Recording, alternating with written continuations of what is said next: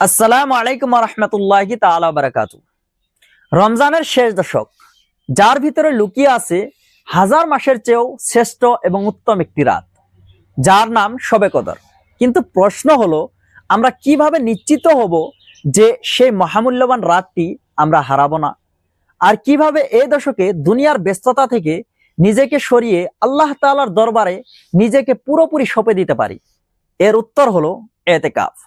আজকের এই ভিডিওতে আমরা জানবো সেই এতেকাফ কি, এর হুকুম কি, এর ফজিলত কত বড় এবং কেন এটি আমাদের ইমানি জিন্দেগিতে এক বিপ্লব আনতে পারে। আর ভিডিওর শেষে এতেকাফের উপকারিতা সম্পর্কেও জানবো ইনশাআল্লাহ তাআলা। তাই শেষ পর্যন্ত অবশ্যই শুনবেন। এতেকাফ একটি আরবি শব্দ, যার আবিধানিক অর্থ হলো অবস্থান করা, কোনো নির্দিষ্ট স্থানে নিজেকে আবদ্ধ রাখা। শরীয়তের পরিভাষায় এতেকাফ হলো ইবাদত ও সওয়াবের উদ্দেশ্যে পুরুষদের জন্য মসজিদে এবং মহিলাদের জন্য ঘরের নামাজের স্থানে নির্দিষ্ট সময় অবস্থান করা। রমজানের 20 তারিখ সূর্য অস্তের সময় থেকে ঈদের চাঁদ দেখা পর্যন্ত এতেকাফ করা সুন্নতে মুআক্কাদা কিফায়া। মানে যদি পুরো সমাজ বা জামাতের মধ্যে অন্তত কেউ তা আদায় করে, তাহলে বাকিদের উপর থেকে দায়িত্ব উঠে যায়। কিন্তু যদি কেউ আদায় না করে, তাহলে সবাই গুনাহগার হবে। এতেকাফ অত্যন্ত গুরুত্বপূর্ণ একটি ইবাদত, যা ইসলামে অনেক পূর্ব থেকে প্রচলিত আছে। রাসূলুল্লাহ সাল্লাল্লাহু তাআলা আলাইহি ওয়াসাল্লাম এতেকাফের প্রতি খুব যত্নবান ছিলেন। তিনি রমজানের শেষ দশকে নিয়মিত এতেকাফ করতেন এবং সাহাবীদেরও উৎসাহিত করতেন।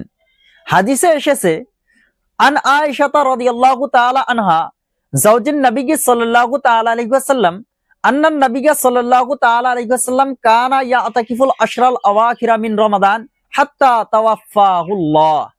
হযরত আয়েশা রাদিয়াল্লাহু তাআলা আনহা থেকে বর্ণিত, তিনি বলেন, রাসূলুল্লাহ সাল্লাল্লাহু তাআলা আলাইহি ওয়াসাল্লাম রমজান মাসের শেষ দশকে ইতিকাফ করতেন। এভাবে আল্লাহ তাআলা তিনাকে ওফাত দেওয়া পর্যন্ত, অর্থাৎ জীবনের শেষ সময় পর্যন্ত ইতিকাফ করেছেন। এছাড়াও নামাজ ও অন্যান্য ইবাদতের পাশাপাশি আল্লাহ তাআলা হযরত ইব্রাহিম আলাইহিস সালাম ও হযরত ইসমাঈল আলাইহিস সালামকে বাইতুল্লাহকে ইতিকাফকারীদের জন্য পবিত্র রাখার নির্দেশ দিয়েছেন। আল্লাহ তাআলা বলেন, ওয়াহিদনা ইলা ইব্রাহিম ওয়া ইসমাঈলা আন তাহিরা বাইতিয়া লিত-তাইফিনা ওয়াল আকিফিনা ওয়ার রুকআইস সুজুদ। আর আমি ইব্রাহিম ও ইসমাঈলকে তাকিদ করলাম, তোমরা আমার ঘরকে তাওয়াফকারী, ইতিকাফকারী ও রুকু সেজদাকারীদের জন্য পবিত্র রাখো। এই আয়াতটির দ্বারা ইতিকাফের বৈধতা ও গুরুত্ব বোঝা যায়। এছাড়াও ইতিকাফের ফজিলত সম্পর্কে অনেক হাদিস পাওয়া যায়। যেমন একটি হাদিসে উল্লেখ আছে, যে ব্যক্তি আল্লাহ তাআলার সন্তুষ্টির জন্য একদিন ইতিকাফ করে, আল্লাহ তাআলা তার ও জাহান্নামের মধ্যে 3 খন্দকের দূরত্ব তৈরি করে দেন। আর এক এক খন্দকের দূরত্ব আসমান ও জমিনের মধ্যে যত দূরত্ব আছে তার থেকে অনেক বেশি। এখন চলুন জেনে নেই ইতিকাফের উপকারিতা সমূহ। নাম্বার 1, ইতিকাফ হলো শবে কদর অনুসন্ধানের অন্যতম মাধ্যম। আর শবে কদর হলো হাজার মাসের চেয়েও উত্তম একটি রাত।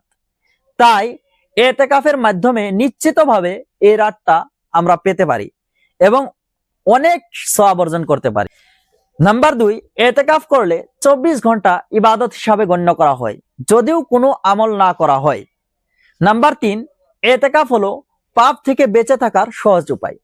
নাম্বার 4, ইতিকাফ করলে দুনিয়ার ব্যস্ততা থেকে মুক্ত থেকে পরিপূর্ণভাবে আল্লাহ তাআলার দিকে মনোযোগ দেওয়া যায়। নাম্বার 5, ইতিকাফ করলে রোজার আদব ও হক যথাযথভাবে পালন করার অনুশীলন হয়। নাম্বার 6, ইতিকাফ হলো আল্লাহ তাআলার নৈকট্য লাভের অন্যতম মাধ্যম। তাই ইতিকাফের মাধ্যমে খুব সহজে আল্লাহ তাআলার নৈকট্য লাভ করা যায়। নাম্বার 7, ইতিকাফ করলে গুনাহ মাফ হয়। নাম্বার 8, ইতিকাফ করলে ঈমান ও তাকওয়া বৃদ্ধি পায়। নাম্বার 9, ইতিকাফ করলে মন ও মস্তিষ্ক পরিষ্কার ও শীতল হয়। নাম্বার 10, ইতিকাফ করলে জাহান্নামের আগুন থেকে বাঁচা যায়। এছাড়াও আরো বেশুমার উপকারিতা রয়েছে ইতিকাফের। তাই আমরা এই সুবর্ণ সুযোগটাকে হাতছাড়া না করে যথাযথভাবে কাজে লাগানোর চেষ্টা করা উচিত। ভিডিওটি উপকারী মনে হলে একটি লাইক দিয়ে শেয়ার করে অন্যদেরও জানার সুযোগ করে দিন এবং এরকম ধরনের আরো ভিডিও পেতে চ্যানেলটিকে সাবস্ক্রাইব করে আমাদের